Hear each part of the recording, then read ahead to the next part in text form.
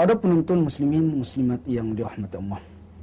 Alhamdulillah, bersyukur kita kepada Allah. Salawat dan salam ke atas junjungan besar Nabi kita Muhammad sallallahu alaihi wasallam. Kerana dengan izin dan ainatnya jua, sekali lagi kita ni dapat berjumpa dalam Ramadan, bulan mulia pada kali ini. Alhamdulillah, di hari yang baik dan bulan yang baik ini, dalam bulan Ramadan yang mulia, bulan yang penuh dengan rahmat, yang penuh dengan keampunan, yang penuh dengan keampunan daripada Allah Subhanahu wa taala. Marilah kita ni mengambil kesempatan sekali lagi untuk mengisikan masa-masa kita ni dalam bulan yang mulia ni. Salah satunya adalah kita ni ambil satu tajuk untuk menambahkan lagi ilmu kita ni mengenai dengan ibadah puasa ni, iaitu puasa menjamin kesihatan. Jadi tajukan ni tidak kurang penting juga untuk kita ni sama-sama menghayati, memahami, khususnya kepada penonton muslimin muslimat yang dirahmati Allah. Artinya puasa menjamin kesihatan. Kesihatan yang dimaksudkan di sini secara umumnya dapatlah kita ni bahagikan kepada dua, iaitu kesihatan dari segi rohani, kerohanian, dan jasmani. Artinya kesihatan tubuh badan. Kita ni ambil satu dulu, iaitu macam mana puasa ni boleh menjamin kesihatan dari segi kerohanian, spiritual, artinya dalaman kerohanian. Satu, akan terpeliharalah daripada godaan nafsu. Artinya orang yang berpuasa, kalau betul-betul puasanya tu memang lurus, bukannya kan saja-saja puasa saja, terikut-ikut saja, orang puasa aku pun puasanya, orang sungkai aku pun sungkai. Jadi benar-benar ia berpuasa kerana Allah Subhanahu wa taala, di samping adab-adabnya tu dijaganya, dipeliharanya, insya-Allah akan terpeliharalah ia daripada godaan nafsu syaitan. Firman Allah Subhanahu wa taala, a'udzubillahi minasyaitonirrajim, innan nafsa la'ammaratun bisu. Kekuatan dorongan dan ajakan nafsu ni sangat bergantung kepada makan dan minum seseorang. Artinya ada hubung kait bah. Makan dan minum seorang itu ada hubung kait dengan nafsu. Jika seorang itu kuat makan, kalau ia banyak makan, ia banyak minum, hingga badannya tu menjadi segar bugar, sehatlah, sehat tubuh badannya, nafsunya pun akan turut sama-sama kuat, bertenaga. Artinya ada semangat. Cuba bayangkan kalau seorang itu 2-3 hari tidak makan, memang lungkui juga, tidak tentu, kan mengangkat pin pun dah angkat barangkali. Artinya anda bertenaga. Sebab itu melihat kepada kecantikan ini, terpelihara daripada godaan nafsu ini, salah satunya cuba kita lihat, kita renung hadis baginda Rasulullah sallallahu alaihi wasallam yang menghubung kaitkan dengan nafsu seorang yang menjurus kepada seorang lelaki dan seorang perempuan. Hai pemuda-pemudanya, jika kamu tidak mampu untuk berkahwin, kalau kamunya tidak mampu untuk berkahwin, maka hendaklah kamu berpuasa.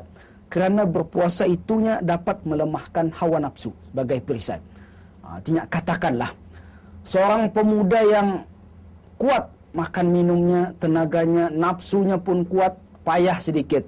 Melihat perempuan pun bini-bini tidak dapat. Sedikit saja sudah ada tertimbul segala-gala. Jadi puasa adalah salah satu ubat yang mujarab. Sebab ia telah digambarkan oleh baginda Rasulullah sallallahu alaihi wasallam. Sebab puasa itu adalah perisai, pendinding daripada godaan hawa nafsu syaitan. Yang kedua, terpelihara daripada kejahatan syaitan. Syaitan dan hawa nafsu ni saling berkait rapat, serangkai. Artinya ibarat apa, macam kalaunya Piramli, irama dan lagu tidak boleh dipisahkan. Artinya dua-dua ni ada berkait rapat, syaitan dan godaan hawa nafsu. Ianya bekerjasama untuk mengajak manusia kepada kejahatan. Tetapi syaitannya tidak akan dapat menghasut manusia kalau ia tidak dapat meniti di atas hawa nafsu. Jadi hawa nafsu ini salah satunya jalannya adalah saluran darah manusia. Sebab itu baginda Rasulullah sallallahu alaihi wasallam ada bersabda, "Inna syaitananya la yajri min ibni Adam majrad dam, fadayyiqu majariyahu bilju." Sesungguhnya syaitan itunya akan berjalan di dalam batang tubuh anak Adam, dalam badan anak Adam, tempat-tempat perjalanan darah. Artinya lalunya syaitan ini salah satu caranya adalah tempat pengaliran darah manusia. Jadi sempitkanlah ia, artinya halanglah ia dengan berlapar. Artinya perjalanannya itu dengan berlapar. Salah satunya ialah dengan berpuasa. Jadi ini salah satu cara untuk mengelakkan seorang itu terpelihara daripada kejahatan syaitan. Dan seterusnya terpelihara daripada kejahatan batin. Artinya sifat-sifat yang mazmumah. Hasad, dengki kah, pemarah kah, sikit saja marah, sikit saja marah. Dah ada. Artinya macam apa perbuatannya tu seolah-olah macam semula jadi, banyak kepada perkara-perkara yang jahat, dendam, artinya sombong dan sebagainya. Jadi kejahatan ini adalah merupakan bisikan syaitan. Harus kita ni tahu kejahatan adalah bisikan syaitan. Sebab itulah ada penonton muslimin muslimat yang dirahmati Allah.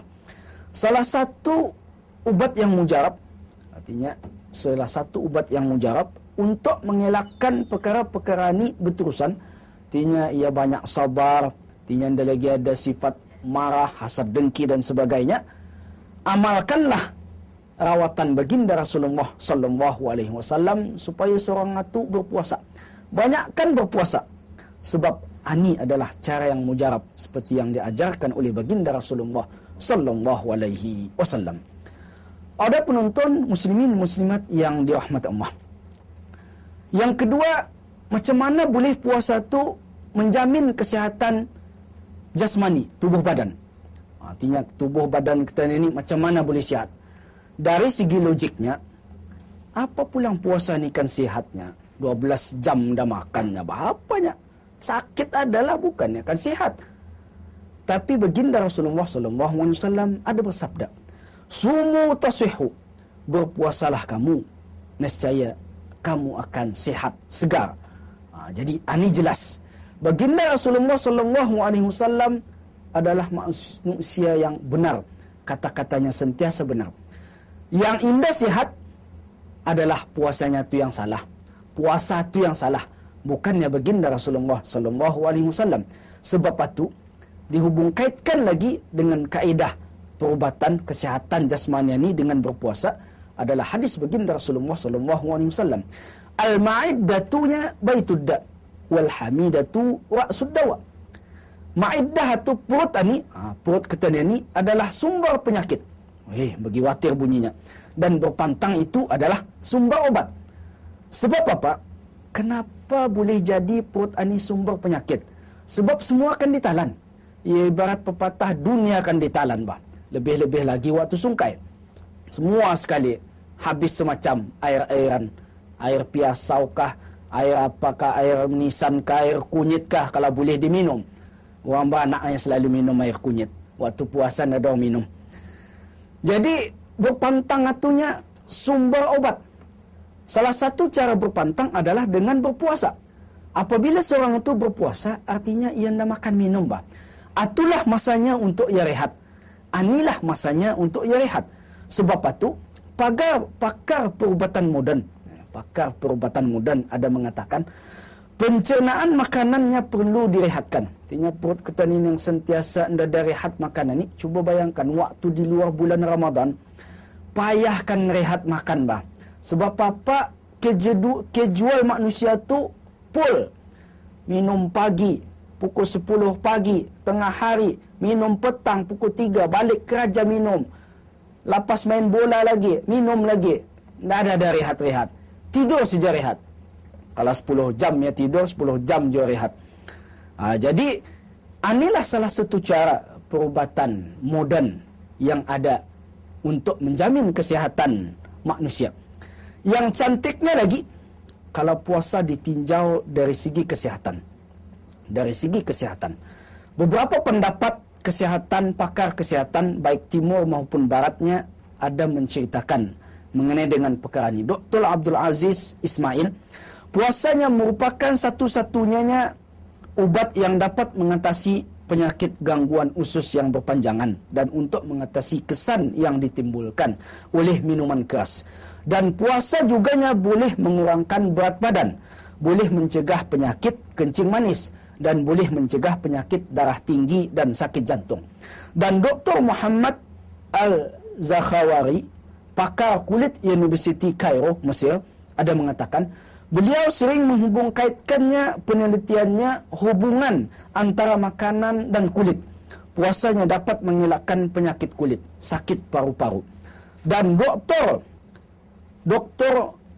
McFadden, pakar kesihatan di Amerika, ini cantik nih, boleh memberikan kesembuhan mengenai dengan penyakit perut dan penyakit paru-paru. Dan Dr. Alexel Carrel, puasanya dapat mencegah kemandulan. Weh, ini baru mujarab nih. Kalau yang bata-bata belum lagi usul-usulnya ada rezeki kurniaan Allah Subhanahu wa taala tu, amalkan teori ini. Sebab teori ini pernah dipraktikkan oleh masyarakat Jepun akhir tahun 80-an dan hasilnya adalah memuaskan. Sebab kebanyakan makanan itunya dapat menghilangkan fungsi tubuh yang dapat menghasilkan zat yang dapat berfungsinya untuk melanjutkan keturunan manusia. Zat ininya akan dapat dibentuk dengan mengurangkan makan dan minum. Dari itunya puasanya dapat mencegah kemandulan. Jadi inilah keunikannya, inilah kecantikannya. Puasa itu boleh menjamin kesihatan jasmani maupun rohani. Sebab itu untuk akhirnya saya ingin berkongsi satu cerita di sini dalam waktu yang singkat ini. Pernah satu ketika seorang wanita Maghribi yang dilanda penyakit barah. Tidak ada mau sembuh-sembuh, tidak ada mau sehat. Sebab pakar perubatan, pakar doktor sudah memberitahu tidak akan baik ninya. Jadi dengan hidayat Allah, ia pun menunaikan umrah. Ia menunaikan umrah, kerajaan di sana adalah ke Masjidil Haram, beriktikaf, membaca Al-Quran, berzikir. Di samping ia berpuasa dan berbuka dengan meminum air dengan memakan buah kurma. Setelah hampir sebulan diamalkannya, alhamdulillah, doktor pun heran, terkejut. Yang sebelumnya tidak mau sembuh, tidak mau baik, tapi akhirnya rupa-rupanya hanya dengan berpuasa dan mengerjakan amal-amal soleh, ia pun sihat, sembuh daripada penyakit yang dideritanya. Oleh itu, ada penonton muslimin, muslimat yang dirahmati Allah, jangan lepaskan peluang ini. Pasti yakinlah kepada Allah Subhanahu wa taala, puasa akan menjamin kesihatan rohani maupun jasmani seseorang muslim. Wallahu a'lam, billahi taufiq wal hidayah. Wassalamualaikum warahmatullahi wabarakatuh.